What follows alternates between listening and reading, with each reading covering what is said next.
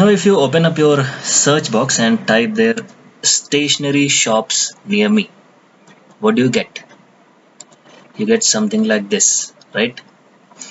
I was about to post a screenshot here, but I think it is not convenient to post a screenshot like that on a global platform. So I just made it up. But it is something like this, right? So let's say I have here three stores or three shops: ABC, PQ stores, and AB stores.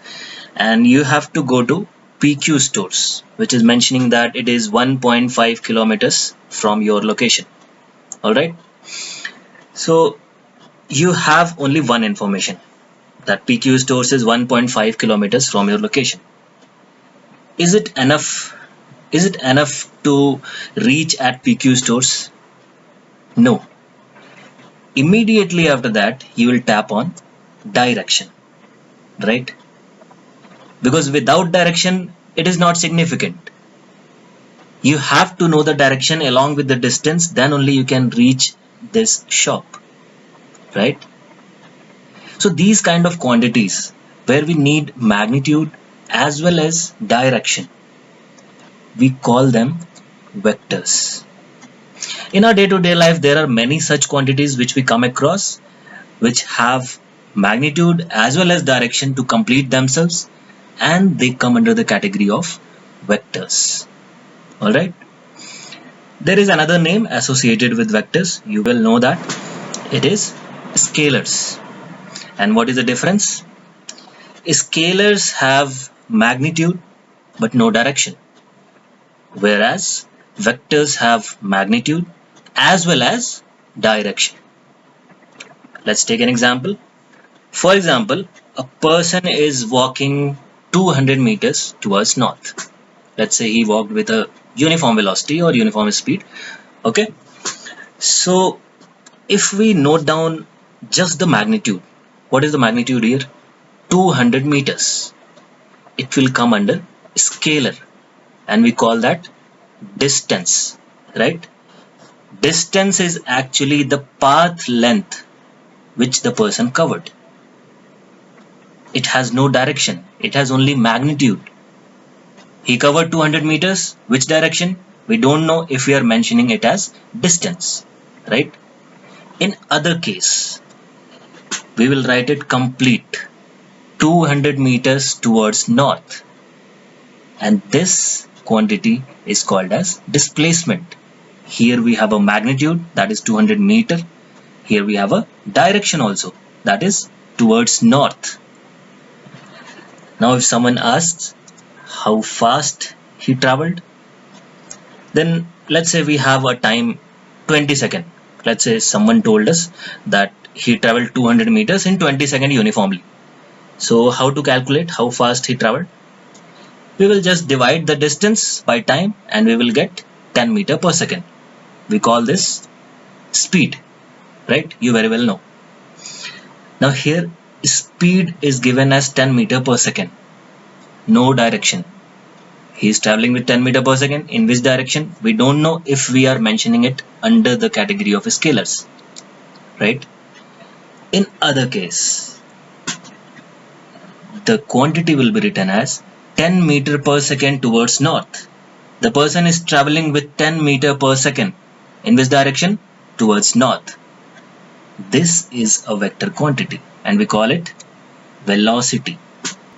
So it's very clear. The conclusion is distance and speed are scalars because they have magnitude, no direction. Displacement and velocity are vectors because they have magnitude as well as direction, right? Okay, so let's move further. Now here we have a vector. I have given a name to it, that is AB. The magnitude of this AB vector is x and the direction you are seeing on your screen, right? Now the first question, how to represent the vector? Very simple.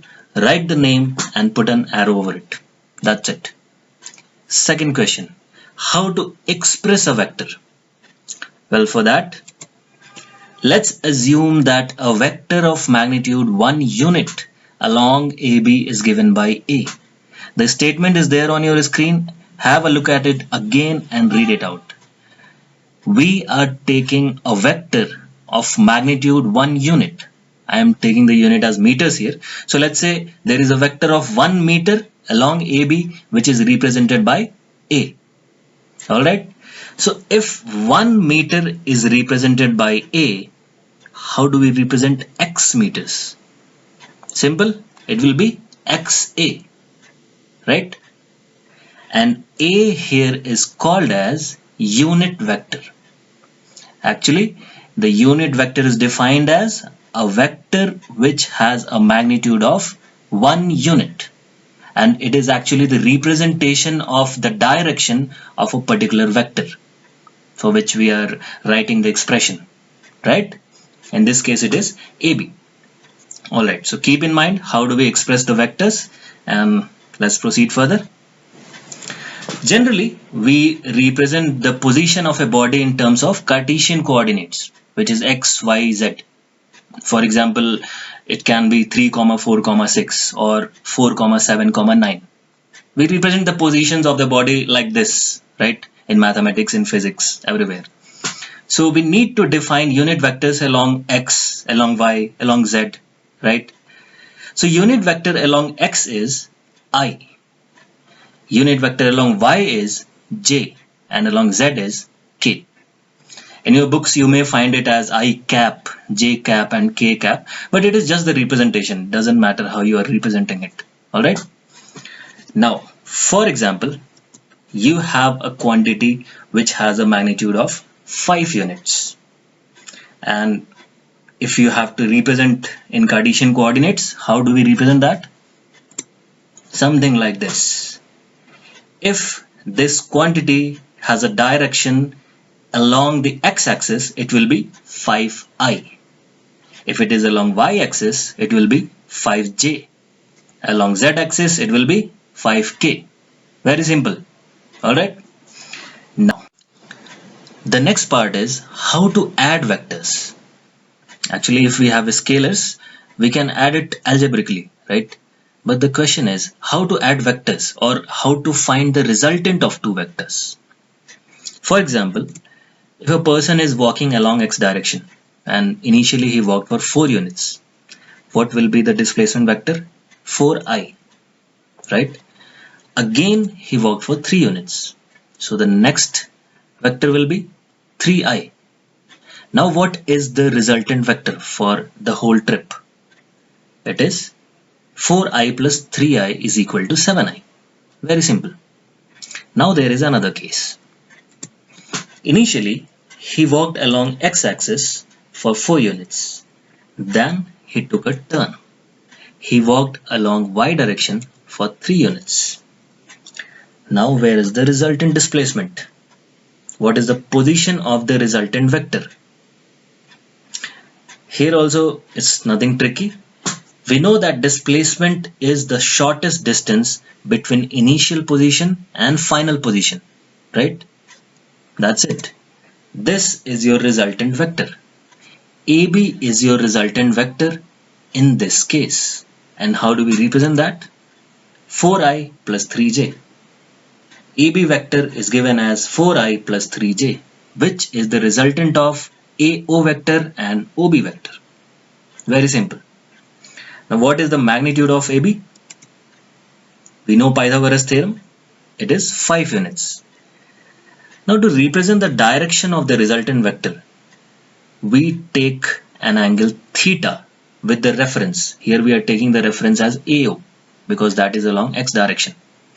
If we are able to find theta, then we exactly know what is the position of the resultant displacement, right? So very simple. By trigonometry, we know that tan theta is equal to 3 by 4. And from here, we can calculate theta and we know the exact position of the resultant displacement. Easy.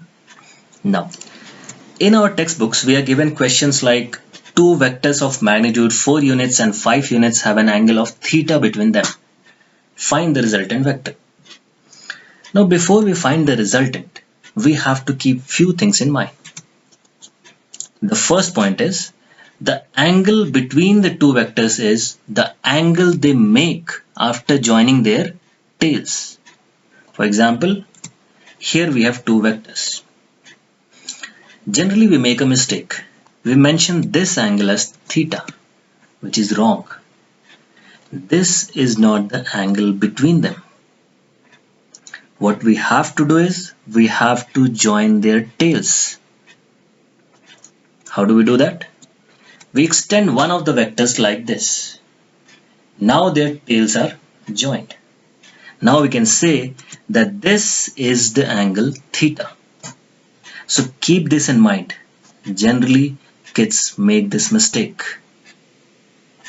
Second point is, if we join the vectors in sequence, the resultant is given by the vector formed by joining the initial tail to final head.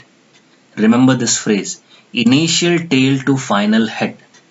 If we have multiple vectors, the resultant will be given by the vector which is formed by joining initial tail to final head. Right? Now comes the part of the question. We have to find the resultant vector. Here is the tricky part now. Because in the previous case, we have a right angle triangle. We don't have here. So how do we find the resultant? Well, we have to do some construction. Here it is. I've made the construction. I've extended AC till O and dropped a perpendicular from B to OC. That's it. Now we have a right angle triangle AOB, right? Now before we proceed to find the resultant, we have to observe some things. In triangle BOC, OC is equal to 5 cos theta and OB is equal to 5 sin theta. I know you people are smart enough, you know basic trigonometry and you can find it yourself, right? Okay. Now comes the part of magnitude of resultant. What it will be? We know the basic Pythagoras theorem.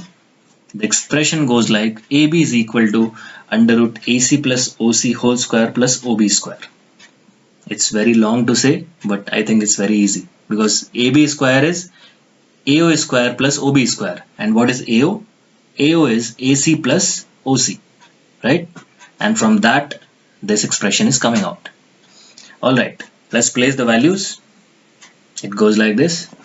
Now if we expand it, it is under root 4 square plus 5 square plus 2 into 4 into 5 into cos theta. Now here we have taken values, like here we have given the magnitude of AC as 4 and magnitude of BC as 5. But if we generalize it, if we take the magnitude of AC as P and magnitude of BC as Q, then it will come something like this. And this is a general formula for any two vectors which has a magnitude of P and Q. Alright. Now comes the part of direction. What is the position of the resultant AB? Well, for that we have to define an angle beta which AB is making with AC. So what will be tan beta? Very easy. Perpendicular by base. Perpendicular is OB and base is OA here. We know the values of OB, we know the values of OA. Very easy to find tan beta, right? Now this whole process of finding the resultant of two vectors is known as triangle law of vector addition. Alright, keep this in mind. Now how to add more than two vectors? This is the question for you. If we have more than two vectors, let's say you're seeing on the screen, we have 4 vectors. How to find the resultant of these vectors? So always keep in mind, if there are more than 2 vectors, let's say there are 10 vectors, 20 vectors, the resultant vector is always represented by a vector which is formed by joining initial tail to final head. Always remember this. Now the second question is how to find its magnitude, right? And that is the trickiest part. We'll deal with that in our next video. which will be on resolution of vectors. Alright. Now if you like the video, do like, share and subscribe. And for any queries, feel free to drop a mail at slidescreen@gmail.com.